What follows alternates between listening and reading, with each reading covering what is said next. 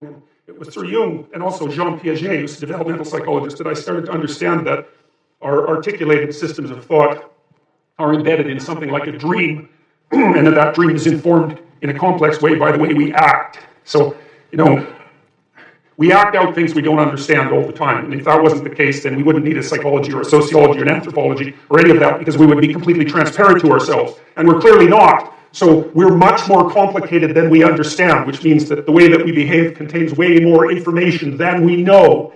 And part of the dream that surrounds our articulated knowledge has been extracted as a consequence of us watching each other behave and telling stories about it for thousands and thousands and thousands of years, extracting out patterns of behavior that characterize humanity and trying to represent them partly through imitation, but also through drama and mythology and literature and art and all of that to represent what we're like so that we can understand what we're like. And that process of understanding is what I see unfolding, at least in part, in the biblical stories. And it's halting and partial and awkward and contradictory and all of that, which is one of the things that makes the book so complex. But I see in it the struggle of humanity to rise above its animal forebears, say, and to become conscious of what it means to be human. And that's a very difficult thing because we don't know who we are or what we are or where we came from or any of those things. And the life is an unbroken chain going back 3.5 billion years. It's an absolutely unbelievable thing. Every single one of your ancestors reproduced successfully for 3.5 billion years. It's absolutely unbelievable.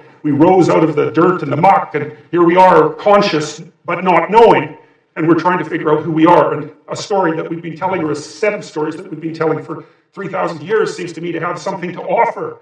And so when I look at the stories in the Bible, I would say, in some sense, with the beginner's mind. It's a mystery, this book, how the hell it was made, why it was made, why we preserved it, how it happened to motivate an entire culture for 2,000 years and to transform the world. Like, what's going on? How did that happen? It's by no means obvious. And one of the things that bothers me about casual critics of religion is that they don't take the phenomena seriously. And it's a serious phenomenon. I mean, not least because people have the capacity for religious experience, and no one knows why that is. I mean, you can induce it reliably in all sorts of different ways. You can do it with brain stimulation. You can certainly do it with drugs. There's especially the psychedelic variety. They produce intonations of the divine extraordinarily regularly. People have been using drugs like that for God only knows how long, 50,000 years, maybe more than that, to produce some sort of intimate union with the divine. It's like, we don't understand any of that when we discovered the psychedelics in the late 60s. It shocked everybody so badly that they were instantly made illegal and abandoned in terms of research for like 50 years. And it's no wonder, because who the hell expected that? Nobody. Now Jung was a student of Nietzsche's, you see, and he was also, I would say, a very astute critic of Nietzsche. He was educated by Freud, and Freud, I suppose, in some sense, started to collate the information that we had pertaining to the notion that people lived inside a dream. It was Freud who really popularized the idea of the unconscious mind. And we take this for granted to such a degree today that we don't understand how revolutionary the idea was. Like what's happened with Freud is that we've taken all the marrow out of his bones, so to speak, and left the husk behind. And now when we think about Freud, we just think about the husk because that's everything that's been discarded. But so much of what he discovered is part of our popular conception now, including the idea that your perceptions and your actions and your thoughts are all, informed and shaped by unconscious motivations that are not part of your voluntary control. And that's a very, very strange thing. It's one of the most unsettling things about the psychoanalytic theories, because the psychoanalytic theories are something like, you're a loose collection of living sub-personalities, each with its own set of motivations and perceptions and emotions and rationales, all of that. And you have limited control over that. So you're like a plurality of internal personalities that's loosely linked into a unity. You know that because you can't control yourself very well, which is one of Jung's objections to Nietzsche's idea that we could create our own values. So Jung didn't believe that, especially not after interacting with Freud, because he saw that human beings were affected by things that were deeply, deeply affected by things that were beyond their conscious control. And no one really knows how to conceptualize those things. The cognitive psychologists think about them in some sense as computational machines. And the ancient people, I think, thought of them as gods, although it's more complex than that. Like rage would be a god. Mars, the god of rage, that's the thing that possesses you when you're angry. It has a viewpoint, and it says what it wants to say, and that might have very little to do with what you want to say when you're being sensible. And it doesn't just inhabit you, it inhabits everyone, and it lives forever, and it even inhabits animals. And so it's this transcendent psychological entity that inhabits the body politic like a thought inhabits the brain. That's one way of thinking about it. It's a very strange way of thinking, but it certainly has its merits. And those things, well, in some sense, those are deities, although it's not that simple.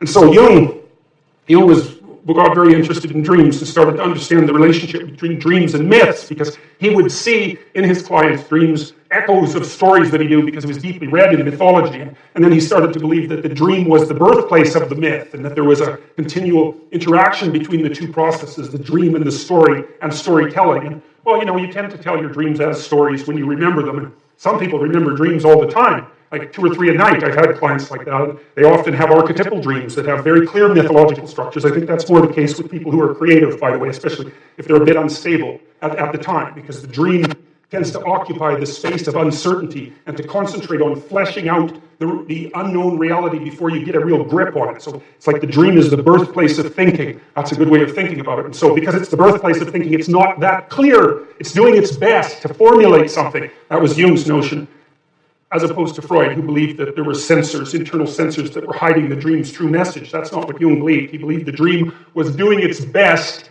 to express a reality that was still outside of fully articulated conscious comprehension. It was, as you think, look, a thought appears in your head, right? That's obvious. Bang, it's nothing you ever asked about. But what the hell does that mean?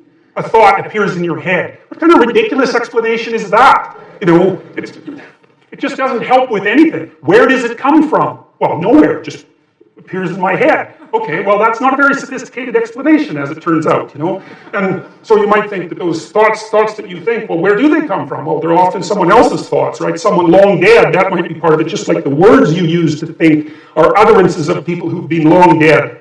And so you're informed by the spirit of your ancestors. That's one way of looking at it. And your motivations speak to you, and your emotions speak to you, and your body speaks to you. And it all does all that, at least in part, through the dream. And the dream is the birthplace of the fully articulated idea. They don't just come from nowhere, fully fledged, right? They have a developmental origin, and God only knows how lengthy that origin is. Even to say something like, I am conscious, that's taken. Chimpanzees don't say that.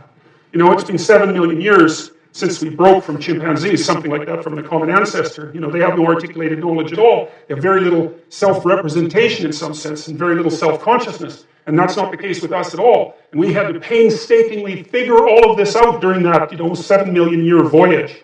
And I think some of that's represented and captured in some sense in these ancient stories, which I believe were part of, especially the oldest stories in Genesis, which are the stories we're going to start with, that some of the archaic nature of the human being is encapsulated in those stories, and it's very, very instructive as far as I can tell. I can give you just a quick example. There's an idea of sacrifice in the Old Testament, and it's pretty barbaric. The story of Abraham and Isaac is a good example of that, because Abraham is called on to actually sacrifice his own son, which doesn't really seem like something that a reasonable God would ask you to do, right? And the God in the Old Testament is frequently cruel and arbitrary and demanding and paradoxical, and which is one of the things that really gives the book life, because it wasn't edited by a committee, a committee that was concerned with not offending anyone, that's for sure.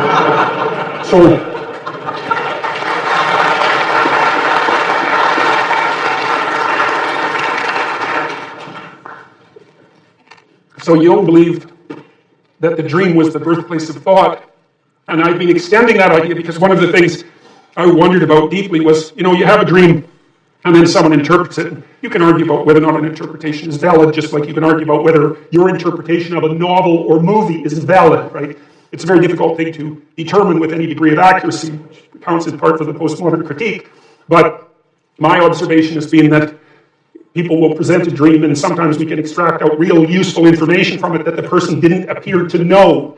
And they get a flash of insight, and to me that's a marker that we've stumbled on something that unites part of that person that wasn't united before. It pulls things together, which is often what a good story will do, or sometimes a good theory. Things snap together for you, there's a little light goes on, and that's one of the markers that I've used for accuracy in dreams. And I know in my own family, when I was first married, I'd have fights with my wife, arguments about this and that, and I'm fairly hot-headed, and so I'd get all puffed up and, agitated about whatever we were arguing about, and she'd go to sleep, which was really annoying. It's so annoying.